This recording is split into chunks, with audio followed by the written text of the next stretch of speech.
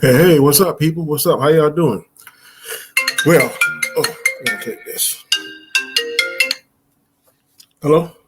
Hey, man, what's up, bro? Yeah, you say your son got shot by a cop? Wow. When this happened? 2 days ago? Man, I'm sorry to hear that. That happened to, what's his name? Yeah, George Floyd. Yeah, I almost forgot that, man.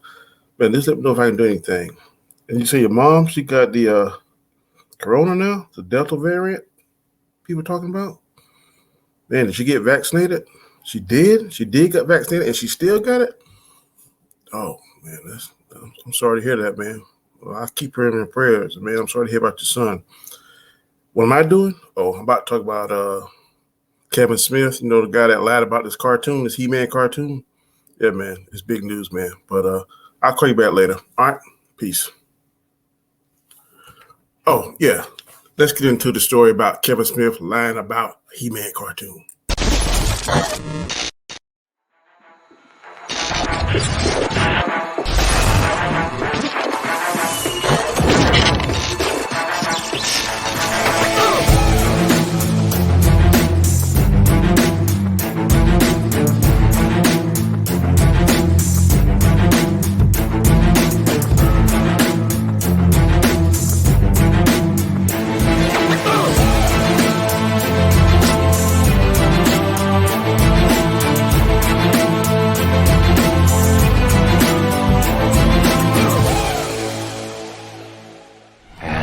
Here we go.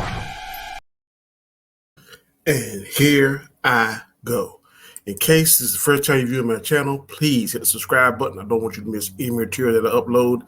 Please hit that thumb. Please hit the bell, the notification bell. I don't want you to miss anything. I need your subscriptions. Also, leave a comment because I check your comments. I read them and I get back to you. And leave me that thumbs up. For some reason, that helps YouTube algorithm. Don't make me lie and tell you is how exactly. All I know is that it does. Now, to get into the topic today, this He-Man Revelations. It is making a big stink, boy. I saw a stream last night, and every word that Kevin Smith was saying, and he had some other guy on the panelist, this particular YouTube was just chopping him up, chopping him up, chopping him up, chopping him up. Okay, he lied about a cartoon. A cartoon now. A cartoon. A cartoon. A cartoon. A cartoon. He lied about a cartoon. I've seen some politicians lie about certain things they're going to do when they're elected.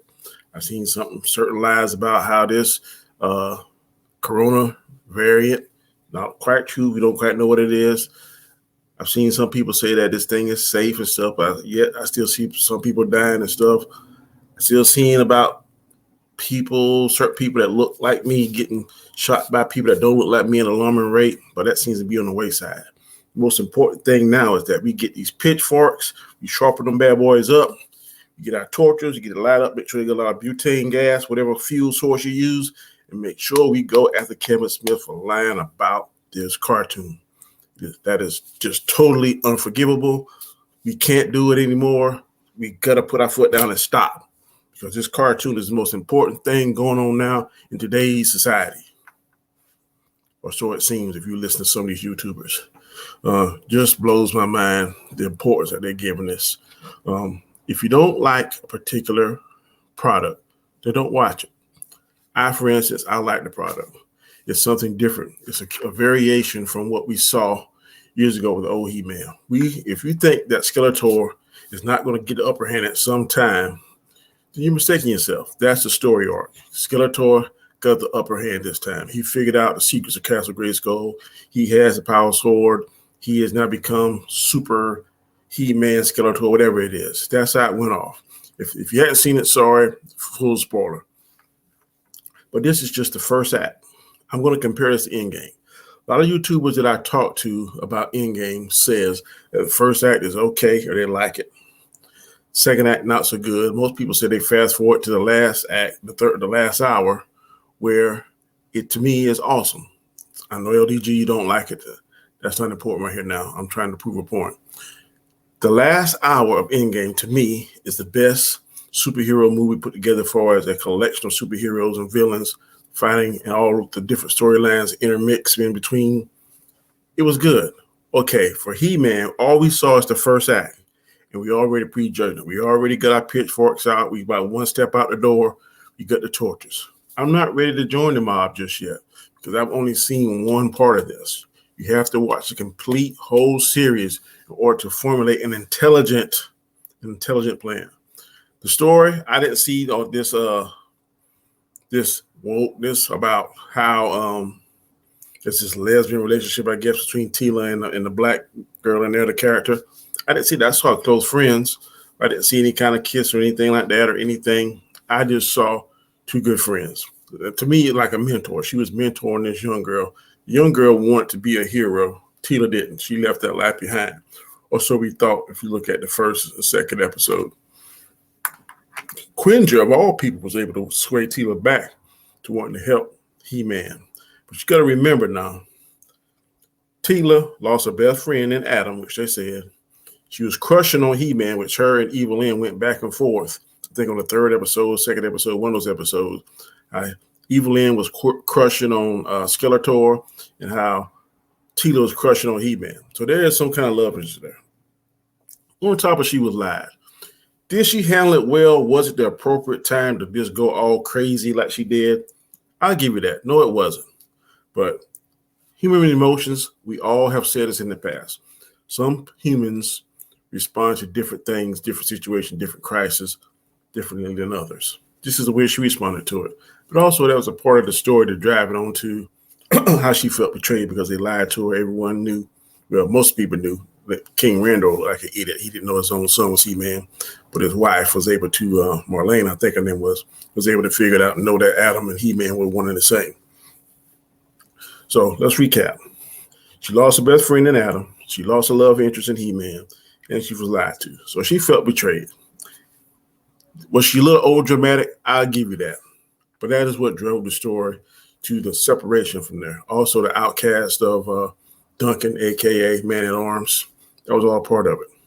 But we saw where they reconciled. We saw where Cringer was able to get her back on the same page. We saw even the enemies working together. Evil Lyn and also Beastman were working together.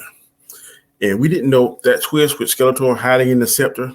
I didn't see that coming. Didn't have a clue. But I think what we're going to see in the second act is Skeletor just wreaking havoc all over Eternia. We might even see Hordak. If we see Hordak, then I believe we may see She-Ra, because Hordak and She-Ra are tied together. To me, She-Ra is the only one that makes sense that's going to be able to come back and save her brother with her sword. And then in the third act, we're going to see Adam get the sword back and become He-Man in the final battle. I don't know if they'll kill Skeletor, but they'll probably weaken him or banish him or do something. But I'm telling you, like I said, I watched this thing last night on YouTubers, and he was just going in about how Kevin Smith lied and the duplicitous stuff and all this kind of stuff. But at the end of the day, this is a cartoon. At the end of the day, there are way more important things for us as people, as YouTubers, to be crying and off of people's head about because they lied to us. I don't care as a cartoon. Don't lie to me about my money. Don't lie to me about my freedom. Don't lie to me about laws and that kind of stuff. A cartoon, I could care less. And at the end of the day, I really didn't hate the cartoon. I'm interested in seeing what the second and third act going to be. All this agenda stuff, like I said in my past videos, really don't concern me, because at the end of the day, I'm going to pick and choose. I'm going to cherry pick, like Kevin Feige cherry picked certain parts and certain things, the MCU they put in there. I'm going to pull that nonsense out. I'm just looking at the story for enjoyment. I'm not trying to psychoanalyze. I'm not trying to investigate. I'm not trying to find any kind of agenda-based thing or all that kind of stuff. I got a filter for that. I don't care about that. All I care about is seeing the property and the way it is done. Animation was fire. All the YouTubers I talked to said the animation was fire.